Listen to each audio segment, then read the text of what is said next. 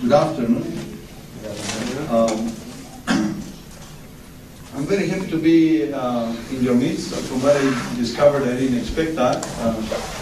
A large percent of you have been my students, my chemistry students in the previous 4 years. Quite a few of you, right?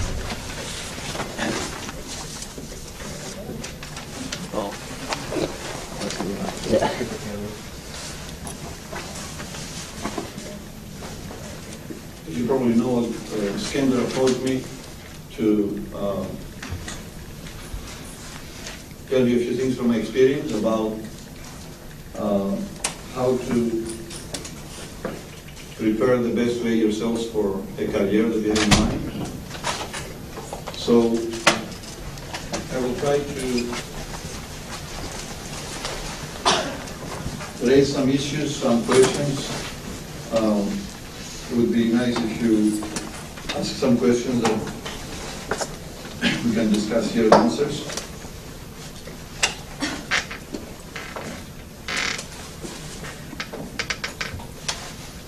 I think the best way to start talking about this, finding your passion and make sure that one day you will enjoy what you plan to do. You might have to change things. Sometimes we need to change things. But I think we need to perceive every moment in a way, in a wise way, which entails a lot of things to take into consideration. And I think the most informed that somebody is, the better is. The more information and experiences somebody hears from other people that have been on the road, then I think each one of us can make better decisions and find the path of content and happiness and service to others in a more efficient way. So I would start saying a few things about my own experience. I would start this way. Many people come and they say, so Dr. Toupadakis, did you always like chemistry? Why did you choose chemistry? Some of them, they have to, as a requirement, to kind of ask these kind of questions for classes they take in English, you know. They ask me, could we interview you? I said, yeah, sure, of course, come to my gardens. And so the way I answer is yes, I became a chemist for the wrong reasons. So immediately I see their eyes flash. He says, what are you talking about? Did I hear well? Yes, you did hear well. I became a chemist for the wrong reasons. But you're doing such a good job, you know, you're writing books and you're a good teacher and all this. Well, yeah, but I became a chemist for the wrong reasons. So they say, well, could you explain? Yes, I will explain to you. And then I go back and I recall the reasons why I chose to apply to become a chemist. Well, it has to do, of course, with the way the educational system is in the particular place you study. In that time was, I was in Greece, that's my home country.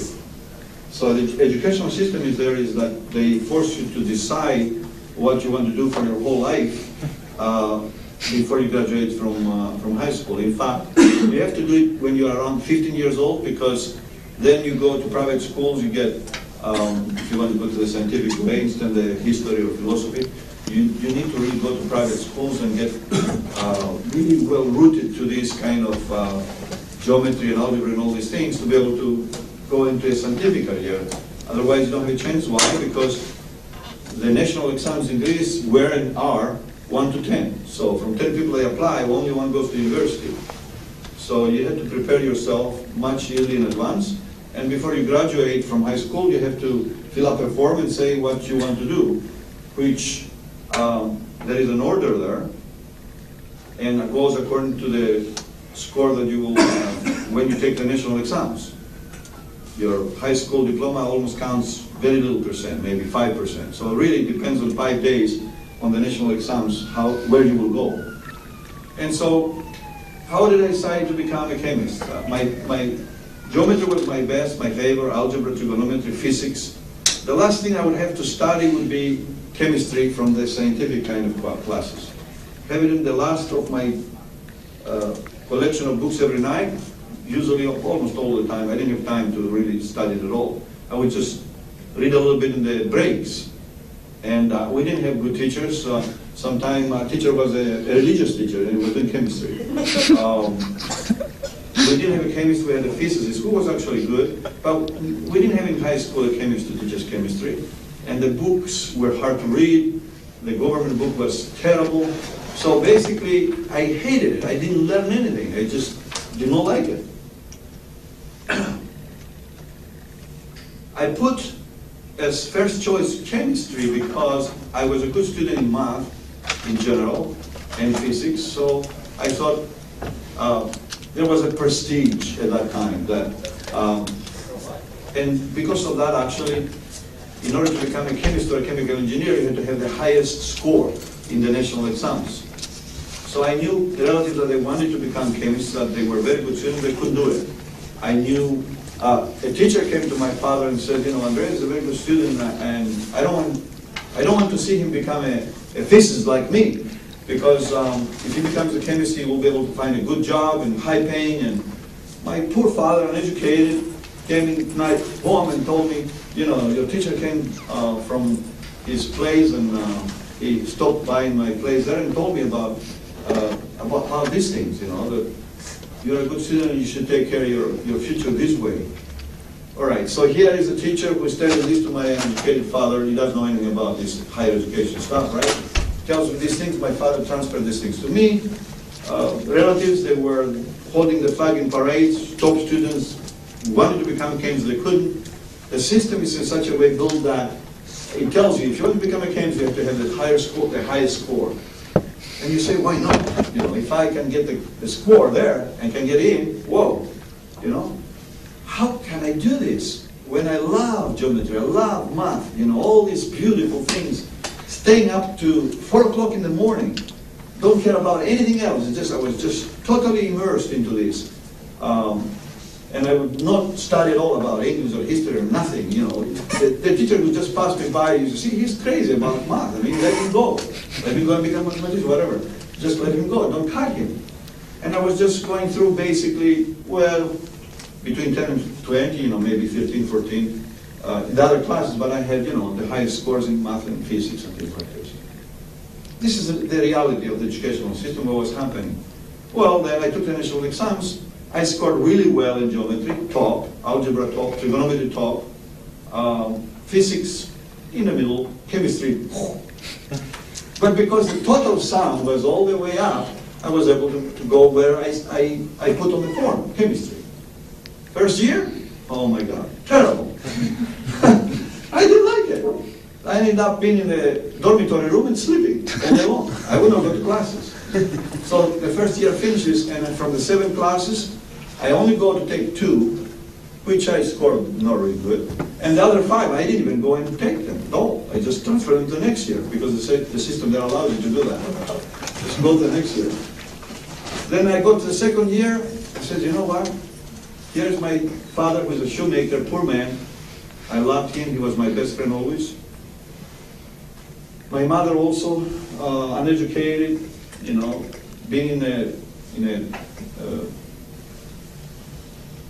what do you call this school with little kids, taking care of things, cleaning and washing, cooking and, daycare, things like that. Government daycare school. Poor people, I says, what in the world I'm doing here, I got to do something. I cannot stand up wasting my time here, and my parents are just, poor, and I got to help them. And so I start studying, I start taking a little bit more easier start going to school and to class and things like this. Well, I can tell you, I also found a friend who influenced me together to study. And I ended up by going to the 3rd and 4th year to score actually top in physical chemistry, organic chemistry, and I was doing really, really good. And I started loving it actually, I started loving it. I says, whoa. And I started tutoring actually to make some money on the side to be able to help the situation financially. And I discovered that I like teaching. I taught students in high school that they were preparing to take the national exams, making some good money as a tutor in working towards my BS. I discovered that I like teaching. More or less, I came to the point to be ready to graduate and say, you know what, I really want to understand the relation between chemists, pharmacists, and medical doctors. How does that work? How does a medical doctor know what to give? How does the pharmacist, who makes the medical, the drugs, the medical drugs? Who's making them? Who's making decisions between chemists and these molecules, the biomedical molecules, and how do the doctors relate to this? This is this kind of vague world I wanted to discover. I wanted to see how it works. How do these three people connect? Chemist, pharmacist, medical doctor. That kind of wonder and loving science now, loving chemistry, brought me to the graduate school in the United States, actually. And that's why I came to do graduate studies and to do my PhD in chemistry. And like I said, by the middle of the undergraduate studies, I really loved chemistry. And there was math there too, as many as I could wanted actually. Physical chemistry had a lot of math. So I was comfortable. Well, that's why, what is the lesson here? The lesson is that sometimes, not always, sometimes, you might make wrong decisions and follow the wrong path, which I did, because I told you, what was my favorite, what was my least priority. I didn't like it. But it was because we didn't have the good teachers there. We didn't have the good books. Perhaps inside me already there was that kind of motivation towards analyzing and understanding, nature and understanding how these things work. And it just took a few years to go to the right path. So sometimes we might make wrong decisions, but later on we can find out that we're comfortable. We like what we're doing. So it's not the end of the world, even if you make a mistake and you go into the wrong path today. The thing is that which really counts is we don't want to spend too many years of our lives being in misery and anguish to do something that we are not very sure if we really like it.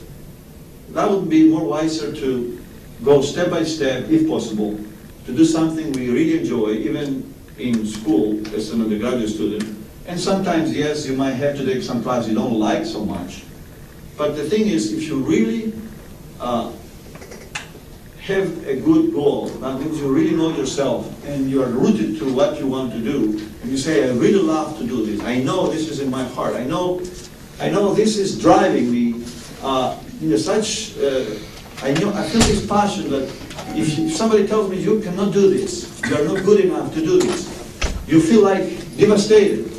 Not because you will not please your mother and father, not because you will not please your ego, not because you will not please your fear, but deep inside you, you feel like that incredible thirst, say, I want to serve people. Especially talking now for you that you're ready to go and become medical doctors. That you say, you know what, if somebody tells me you're not good enough to do it, you're just feeling like incredible pain, indescribable pain. Not because, as I said before, and I want to emphasize it, not because you will make your parents lose, oh no, look, my son did not enter the medical school, and you're doing it. It's not because you will not satisfy your parents, not because now you will not have a job or the prestige or whatever. It's not that. It's something deep inside you. You want to serve other people. You love people. You want to see them happy. You want to take their pain away. And if you cannot live without it, you just need to have it. Yes, you are in the right path. And it has to be that way, as much as possible anyway. It got to be a lot of power there driving you towards that direction, to feel that way. Why? Because any obstacles that they will come on your way, not even just as a undergraduate student now, but even in medical school, that is a lot of work and a lot of hardship, perhaps more than any other occupation, to become a medical doctor.